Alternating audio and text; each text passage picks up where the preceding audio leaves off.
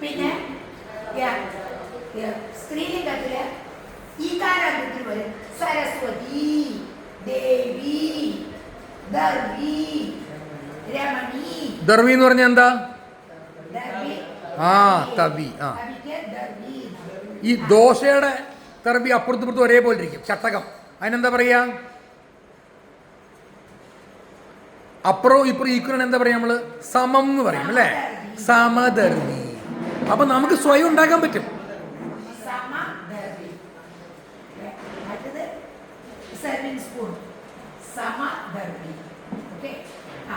ചെറിയ ചെറിയ സ്പൂണാണെങ്കിലോ, നമ്മൾ ഊണഴിക്കണ ചെറിയ സ്പൂണൊക്കെ ആണെങ്കിലോ, കഞ്ഞി കുടിക്കണൊക്കെ ചമസഹ. അത് മറക്കാൻ പാടില്ല.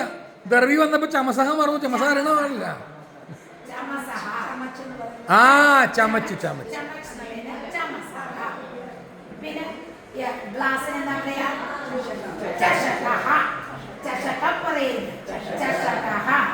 പിന്നെ വാട്ടിക്ക്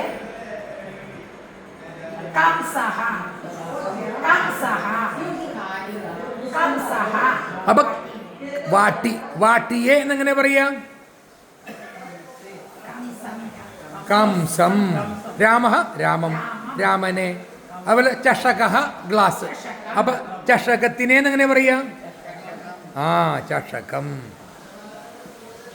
കണ്ടില്ല? അപ്പോ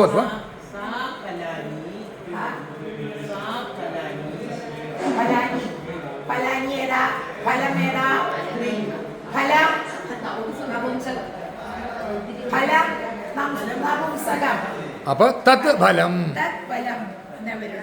ഒരു ഫലേ ഉള്ളൂ.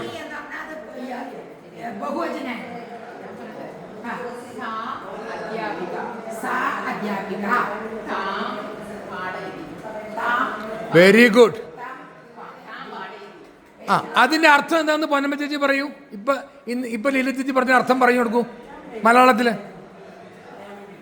ഇത് എഴുതി വെച്ചിരുന്നാണോ? പറയൂ. ഇപ്പൊ പറഞ്ഞ അർത്ഥം പറയൂ പൊന്നമ്മ ചേച്ചി. ലീല ചേച്ചി ഒന്ന് റിപ്പീറ്റ് ചെയ്ത് പറയൂ. സാ അധ്യാപിക. അതിന്റെ അർത്ഥം എന്താ പറയൂ. ആരെ പഠിപ്പിക്കണു? താം. ആരെ പഠിപ്പിക്കുന്നു?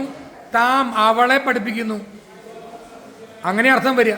സാ അധ്യാപിക താം പാഠേതി എന്ന് പറഞ്ഞ അർത്ഥം എന്താ? ആ അധ്യാപിക അവളെ പഠിപ്പിക്കുന്നു. ആരെ? എനിക്കറിയില്ല. അവളെ, ഏതോ ഒരുവളെ. അങ്ങനെ അർത്ഥം വരിക. സാ അധ്യാപിക മാം പാഠേതി എന്ന് പറഞ്ഞ അർത്ഥം എന്താ? എന്നെ പഠിപ്പിക്കുന്നു. അഹത്തിന്റെ ദ്വിതീയാണ് മാം എന്നുള്ളത്. പഠിപ്പിച്ചിട്ടില്ല. സാ മാം പാഠയതി, അവൾ എന്നെ പഠിപ്പിക്കുന്നു. ഏഷാ മാം പാഠയതി, ഇവൾ, ഇദ്ദേഹം, ഇവര് എന്നെ പഠിപ്പിക്കുന്നു. മാം, എന്നെ എന്നർത്ഥം.